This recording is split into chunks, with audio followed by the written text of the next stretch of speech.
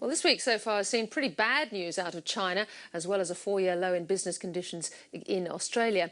The question for policymakers: how can Australia keep its economic mojo after the mining boom?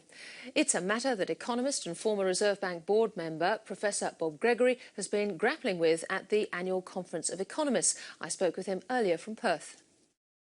Professor Bob Gregory, thanks for joining us there. Good, I'm glad to be here.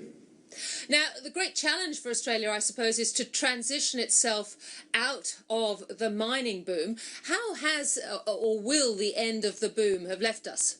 Well, at this point, and it's left us very, very well, in the sense at this point we are very much richer compared to Europe or the United States than we were, say, 10 years ago. It's been an extraordinary 10 years, and I think it's very important that we understand that. But some of that wealth we're going to lose. It's just inevitable. And the key issue really is how much and how quick. There are two major problems for us. One is that the price of the exports, which were so high and so good for us, the export prices are falling, and all the forecasts seem that they'll fall much further. And the second one is we got a lot of stimulus from all the investment, building new mines, and that's gradually running down too. So it looks like, to me anyway, the next 4 or 5 years are going to be much, much harder for Australia. And the question is how hard? You talk about a deflationary shock that we have to deal with. That sounds quite dramatic. Yeah, to call it a shock, it does sound dramatic, but you know, it depends on how you look at it. If you think that we've avoided all the big shocks that Europe has, and in some sense our ability to avoid that is weakening, then it could be a substantial shock. I don't think it's going to occur between one day and the next, or 1 month and the next, but it's quite clearly that a shock which is going to be spread out. For example, the mining investment doesn't stop tomorrow. It will go on for 3 or 4 years, but it's clearly running down, and as it runs down, it will be laying off workers.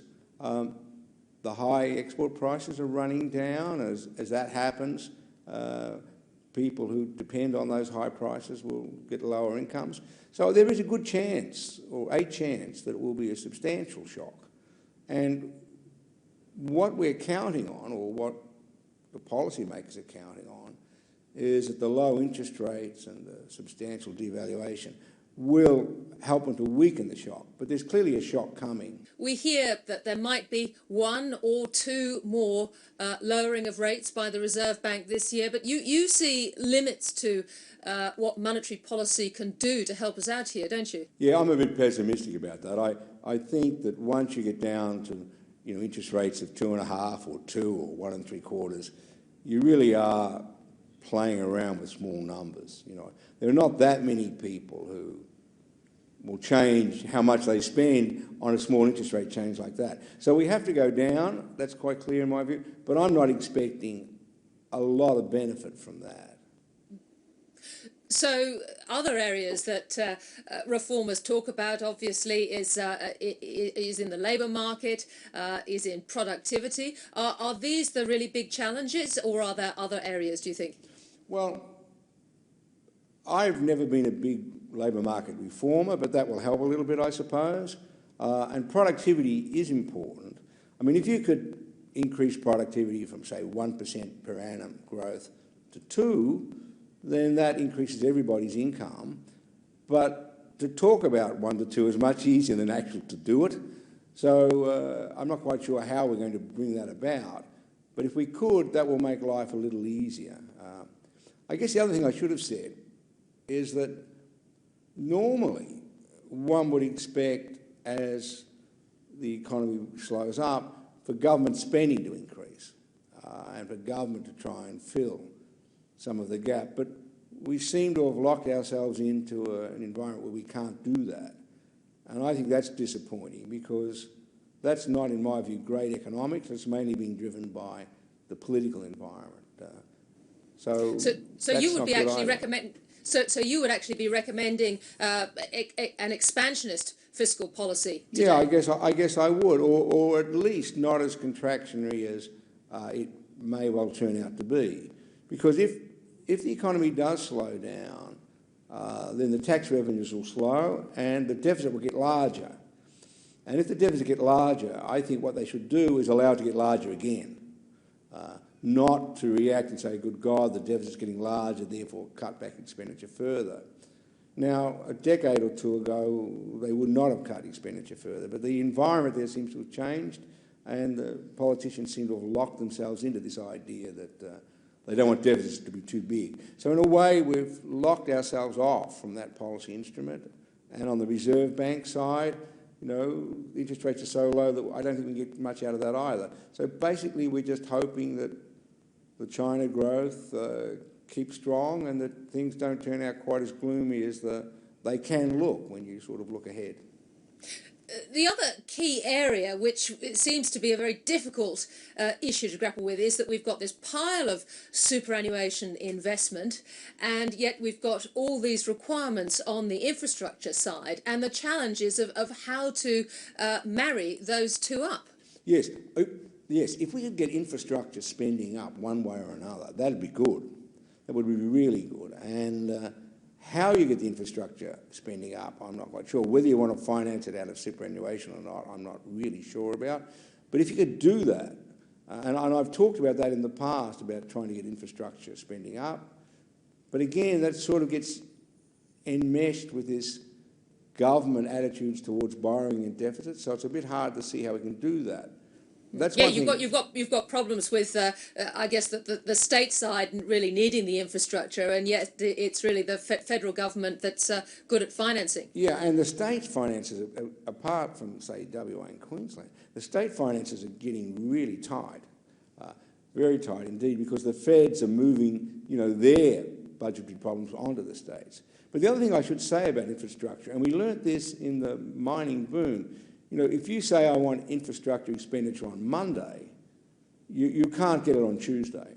It takes time to plan these things, and quite a long time. So you have to start early, otherwise you can rush in and try hard and nothing much happens, or you pick things which don't pay off well. So the infrastructure story should have started a year ago, and people should be planning it now. But again, it's the financing issue is the key issue there. Do you have any recommendations as to what could be done? Because we're still going to get these large royalties, mining royalties from both the iron ore side, coal side, but also the gas side. They're going to be coming through to state governments. Yeah, I'm a bit weak on this, you know, what we should do, being a mere academic. But we have to do something about the tax side. There's no doubt about that. You know, all those royalties coming in, if there's going to be a lot, to WA and Queensland, and there may not be a lot, depending on the prices, but if there is a lot, that destabilises the whole tax regime in Australia, you know, between the eastern states and WA and Queensland. And so one of the issues at the tax summit, which Abbott is talking about, and which I think the Labor Party should do if by chance they win the election, one of the issues there has to be to look at this royalty federal tax issue again. I mean, the mining tax story from the federal side was very badly handled, and it may take a while before we can come back to that. But the sharing of the revenues across the states has to be on the agenda. Presumably that'll involve GST discussions as well. But finally, do you think it would make a lot of difference to the future of Australia's economic policy work as to whether a Rudd government got back in or an Abbott government came in? No, mumble. I don't really want to talk about that. But I could say that the danger on the fiscal side is greater if Abbott got back in, just because the Liberals, by and large, want to cut government expenditure more. And secondly, the new government, as it were, you know, from opposition, whichever one it is, always talks about the disasters of the previous ones and thinks about cutting expenditure early in their time so they can spend a little bit more when the election comes around. So in that sense, you know, a Labor government, I think, will be less of a shock to the economy. But I'm not sure how big it is, but, you know, I think that would probably be true. Professor Bob Gregory, very good to get your views. Thank you for joining us. Thank you.